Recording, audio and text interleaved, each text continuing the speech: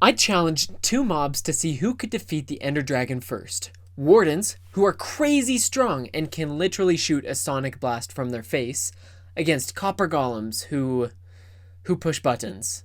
And that's it. That's all they do. Now you might be thinking, how can a Copper Golem ever defeat the Ender Dragon? Here's the thing though. After spending some time with the Copper Golems, I realized that their love for pushing buttons has no equal. They will push a button even if it means the loss of family, friends, or even their own lives. They would push a button even if it meant the world as they knew it would be over. So I found the bravest Copper Golems I could, and I told them my plan. If I could find a way to weaponize buttons, then they would have to try to take down the Ender Dragon. Together, we plotted the creation of a machine which would allow the Copper Golems to launch TNT at the push of a button. And finally, the stage was set. The Wardens were off to a quick start, immediately launching Sonic Blast after Sonic Blast into the sky.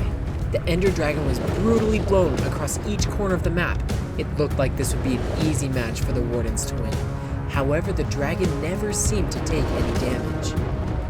Meanwhile, the Copper Golems had kind of figured it out. They dropped TNT after TNT, completely bombarding the dragon. There was so much TNT, it was almost like the dragon was drowning in explosions. Within a few minutes, the dragon was at half health and was looking like a lost cause, which ended up pissing off the dragon. It was clear the machine had a weakness. I was forced to do a ton of rebuilding, but the Copper Golems wanted to push on. The dragon actually fought back against the Wardens too. If the Wardens were ever too relaxed, the dragon would throw them 100 yards in each direction, which really upset the Wardens. But again, they weren't ever doing any real damage. Somehow, at the very beginning of the video, the dragon took a small, tiny percent of damage. I watched for ages to see if it would happen again.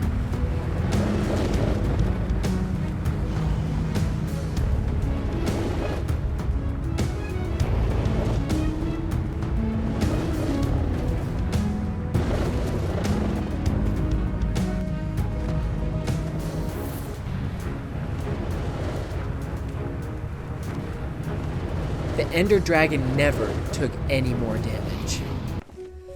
Meanwhile, the Copper Golems were in the fight for their lives. As a non-stop barrage of TNT fell on the Ender Dragon, the dragon began to tear apart the Copper Golems. It would swoop in and destroy the TNT dispensers, or it would leave the machine alone and knock all the Copper Golems to the ground. Casualties became very high, but the Golems refused to stop dropping TNT. Countless acts of bravery and many lost lives left the dragon with low health, sparking an ember of hope among the Copper Golems. 3 last Golems answered the call to finish off the Ender Dragon.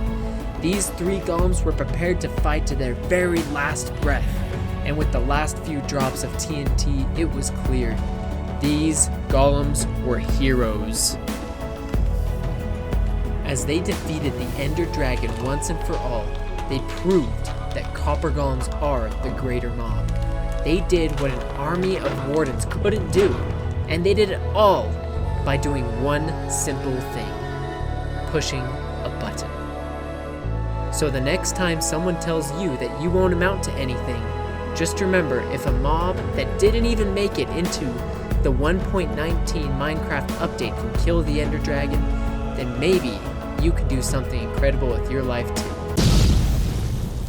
So here's the thing.